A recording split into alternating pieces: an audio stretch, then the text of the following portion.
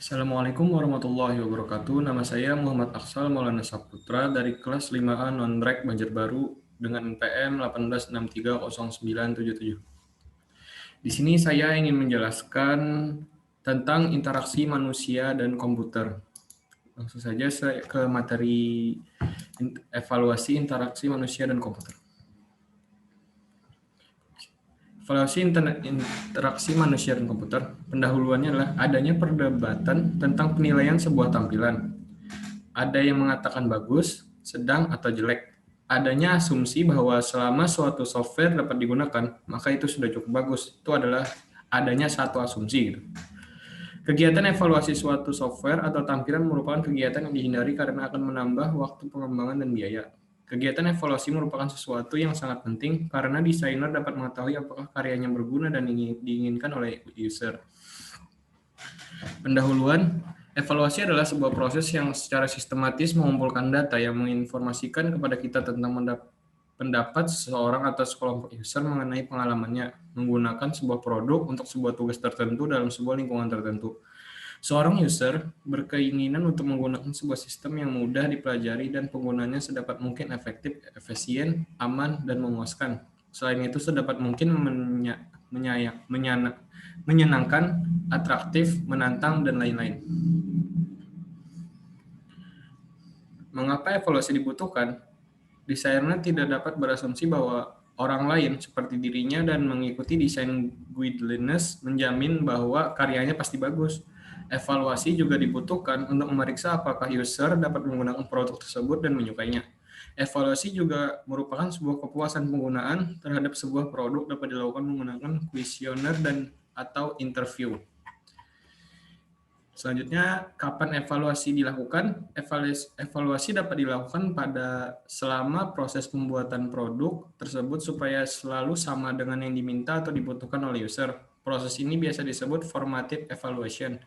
Saat produk tersebut telah jadi, yaitu melalui prototype, saat produk tersebut telah dipasarkan, jika ada kekurangan atau perubahan kebutuhan user, maka produk tersebut bisa dibuatkan versi yang terbaru atau upgrade. Misi program-program Windows, misalnya program-program Windows, Winamp, dan lain-lain. Evaluasi ini disebut summative evaluation, berbeda dengan formative evaluation tadi. Ya, selanjutnya adalah evaluasi produksi dapat dilakukan melalui riset pasar baik melalui perorangan atau sekelompok user. Paradigma evaluasi, quick and dirty evaluation, usability testing, field studies, dan predictive evaluation. Pengertian dari quick and dirty evaluation adalah umpan balik berupa keinginan yang disukai dari user atau konsultan yang disampaikan secara informal kepada desainer tentang produk yang dibuat. Evaluasi ini dapat dilakukan pada semua tahapan pembuatan produk dan penekanannya pada masukan yang secepat atau sesingkat mungkin daripada temuan yang didokumentasikan secara hati-hati. Itu adalah pengertian dari quick dan dirty evaluation. Selanjutnya ada usability testing.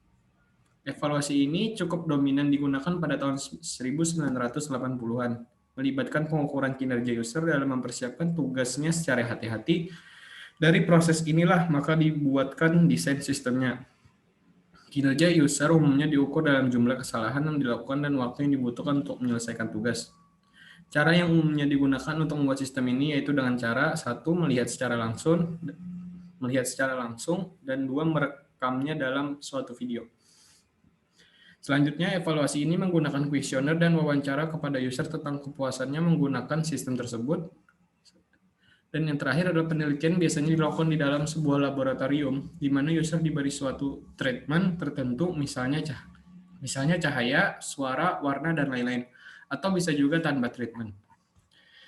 Selanjutnya adalah pengertian field studies. Yang pertama adalah berbeda dengan usability testing. Evaluasi ini dilakukan di lingkungan asli di mana user bekerja. Hal ini bertujuan untuk meningkatkan pemahaman tentang kerja user secara alami dan bagaimana teknologi tersebut berdampak padanya. Yang kedua adalah evaluasi ini dapat digunakan untuk membantu mengidentifikasi kesempatan sebuah teknologi baru, menentukan kebutuhan-kebutuhan untuk melakukan desain, memfasilitasi pengenalan sebuah teknologi, dan evaluasi teknologi. Yang ketiga adalah teknik yang digunakan interview, observasi. Pengertian dari observasinya adalah pengamatan yang hanya dilakukan oleh desainer. Ketiga adalah participatory, user dilibatkan dalam pembuatan desain. Etnografi atau penilaian berdasarkan budaya. Dan yang terakhir adalah dari data yang didapat tersebut, maka desainer dapat melakukan evaluasi baik secara kuantitatif maupun kualitatif terhadap produknya. Yang selanjutnya adalah pengertian dari predictive evaluation. Didasarkan pada pengalaman seorang ahli dalam menghadapi user, dan biasanya hal ini dijadikan patokan untuk memprediksi masalah-masalah penggunaan sebuah produk.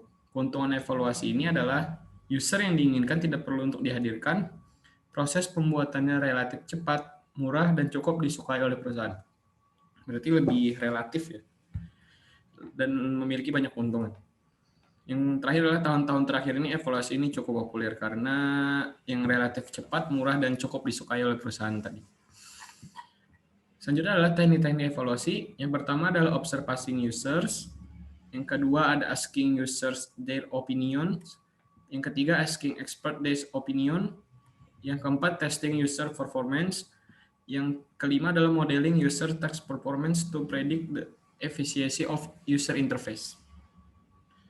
Selanjutnya ada hubungan antar paradigma dan teknik evaluasi. Di observing users, kriteria adalah penting untuk melihat bagaimana user berperilaku dalam lingkungan aslinya.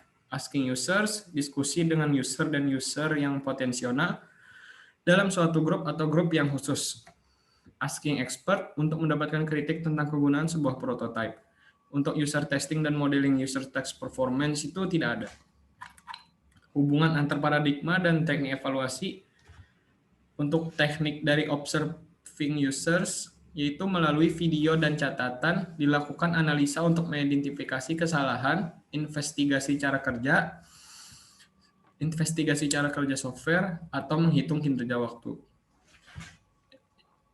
Selanjutnya ada asking users. Dengan menggunakan kuesioner kepuasan, maka dilakukan pengumpulan opini user. Interview kadang digunakan untuk mendapatkan opini yang lebih detail. Yang ketiga adalah user testing dilakukan di laboratorium. Untuk asking experts dan modeling user text performance itu tidak ada. Selanjutnya hubungan antar paradigma dan teknik evaluasi field studies. Yang pertama adalah observing users dilakukan di lokasi manapun juga dalam studi etnografi, evaluator turut serta dalam lingkungan user. Asking users, evaluator dapat melakukan interview atau mendiskusikan apa yang dilihatnya kepada peserta. Asking expert di hubungan antar paradigma dan teknik evaluasi di field studies ini untuk asking expert, user testing, modeling user text performance itu tidak ada.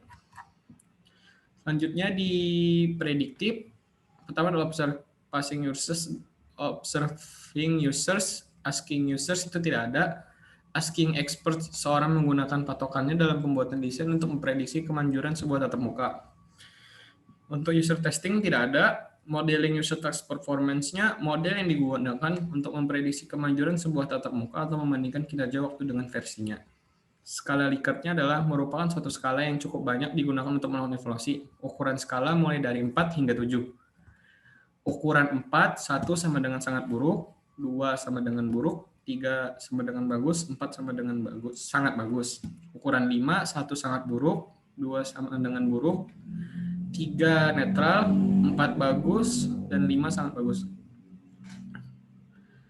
Di sini berbeda ukuran 4 dan 5 adalah di ukuran 4 tidak ada netral, di ukuran 5 ada netral. Ukuran 7, 1 sangat buruk, 2 buruk, 3 agak buruk, 4 netral, 5 agak bagus, 6 bagus, dan 7 sangat bagus. Penelitian umumnya menggunakan 5 skala. Contoh evaluasinya seperti di tabel di bawah ini, yang rata-rata paling tinggi yaitu informasi yang selalu up to date. Ini contoh di website Udinus.